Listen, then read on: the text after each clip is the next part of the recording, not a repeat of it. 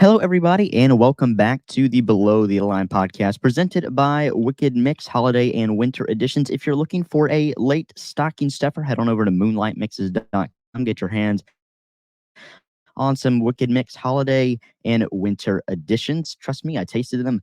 They are great, as is our guest today on the Below the Line podcast. The Atlanta Motor Speedway has been a fixture in NASCAR since 1960, I believe, and today we have their former president on the horn, Mr. Ed Clark. Sir, I'm doing great. Anytime I get a chance to talk about one of my favorite subjects, stock car racing, I'm having a great day. talk about that with me. It's a great day. And my first question for you, sir, is how did your career start? Because you had a great long career as president of Atlanta Motor Speedway. How did you get into racing, and how did you get into that job? It's a very interesting story. When I was really just a kid growing up in rural Virginia, my favorite uncle was a big NASCAR fan and kind of got me interested in it. I attended my first race when I was 8 years old at the old Richmond Fairground Speedway, which is where the current track is now, but it was a dirt track at the time.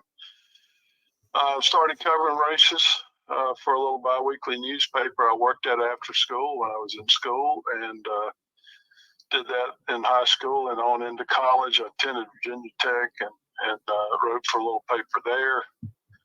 And through that, met a lot of people in the business and had an opportunity to take a job working at Bristol Motor Speedway a couple months before I graduated, and it's all I've done since.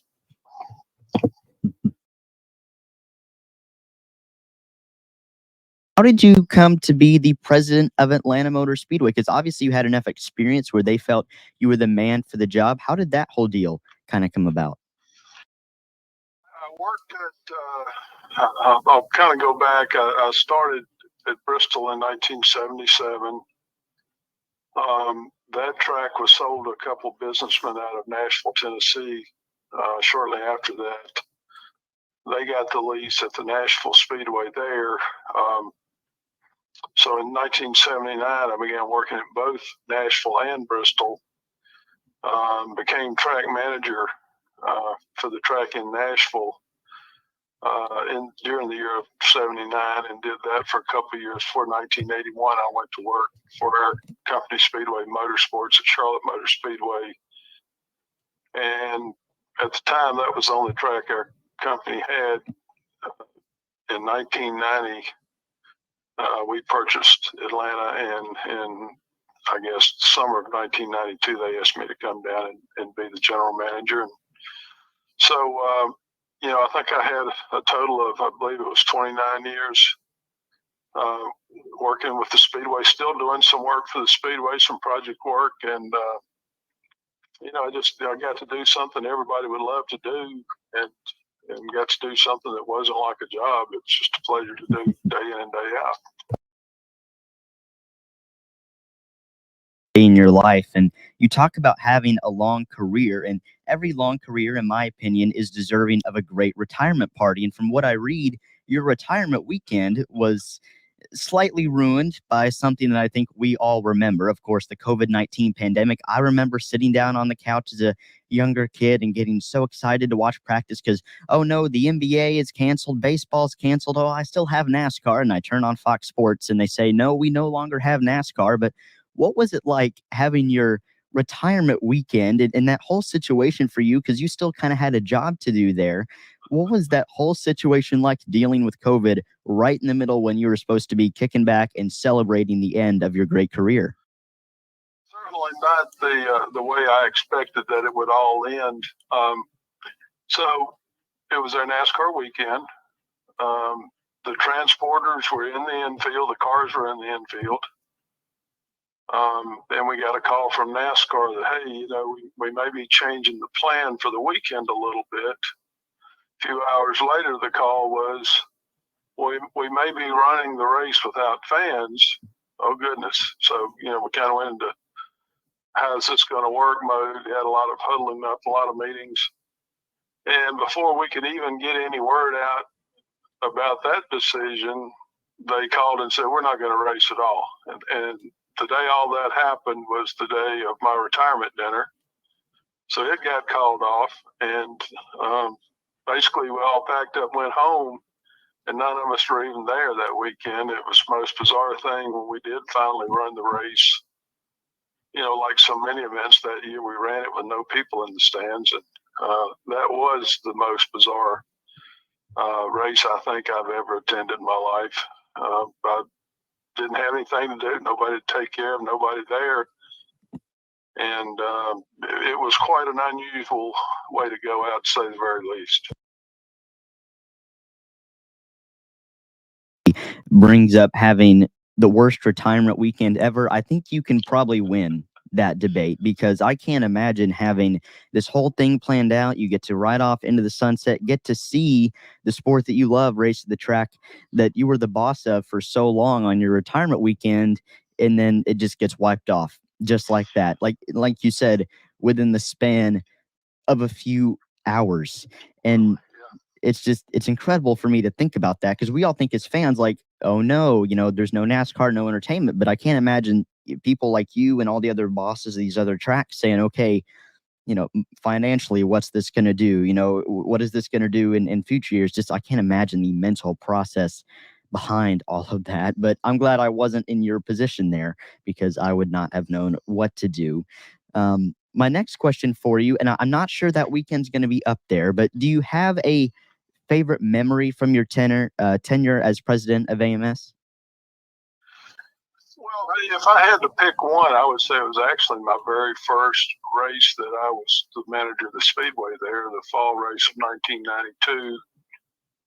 That was the race that Bill Elliott and Alan Kowicki raced head-to-head for the championship. Actually, when we started the race, there were 6 drivers that had a mathematical chance to win the championship.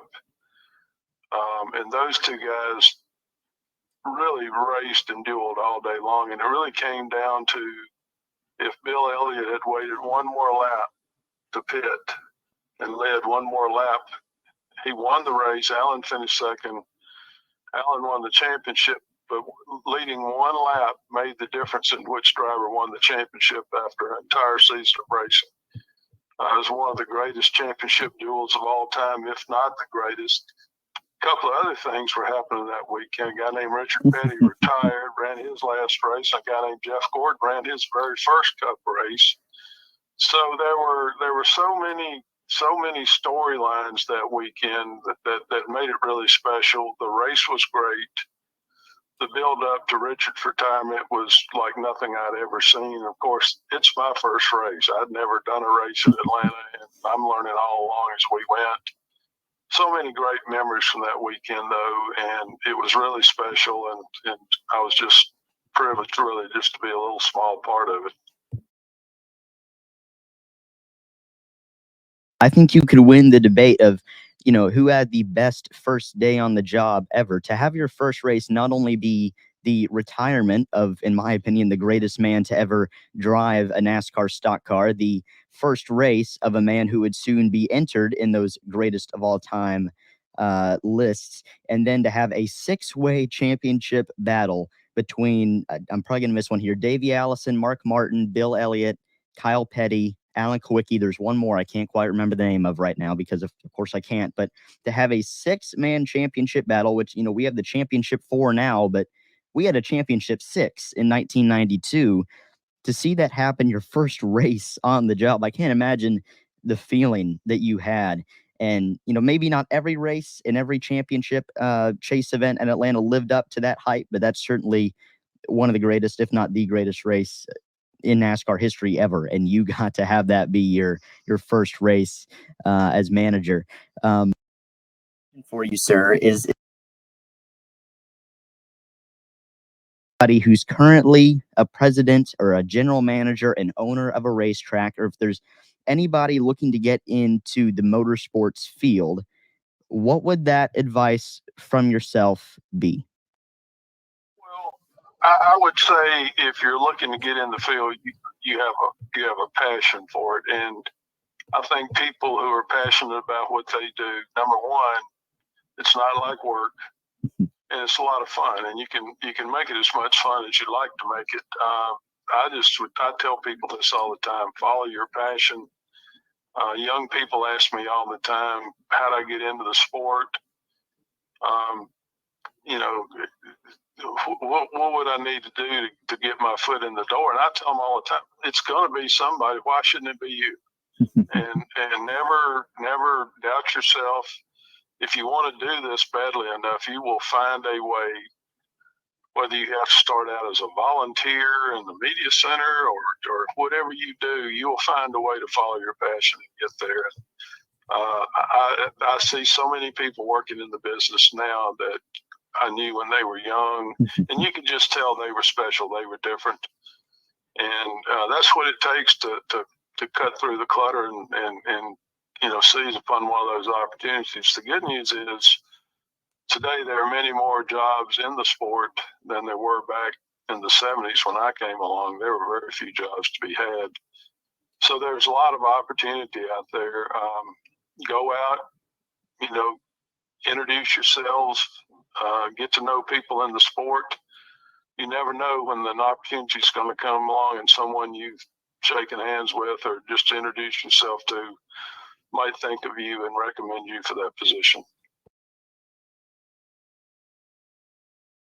And be passionate too. I like that you mentioned that, and I like how much you talked about in this interview that you did have a passion for the sport. Because I've been asked by one or two people, why do you sit in front of a microphone for hours a week and record a podcast about cars going in circles? And I'm sure you were probably asked by some outsiders, why do you watch cars go around in circles?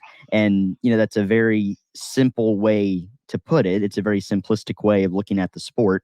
But it's because we have a passion for it. And if you don't have a passion for what you do, you're not going to have very much fun, and you're probably not the best person for the job. So I love that you said that. And I'm glad that Atlanta Motor Speedway had somebody like you that was so passionate about this sport, was so passionate about the track, leading it, because that's very, very important. And on Friday, I'm actually going to have the privilege of talking to Mike Birch, who's the Chief Operating Officer of Speedway Motorsports, the company that owns Atlanta Motor Speedway. And I've had the chance to talk to so many great leaders, and what you're saying about being passionate and getting to know people is the overarching theme from what I've heard from people similar to Mike who are in a leadership position in the sport, at a corporation, at a track, and whatnot. So thank you for sharing that. And thank you so much for joining the show today. It's always great to talk to anybody in the industry. We've had the privilege of interviewing so many awesome people on the show, you included, but to hear the story of somebody like you who saw multiple generations of race cars and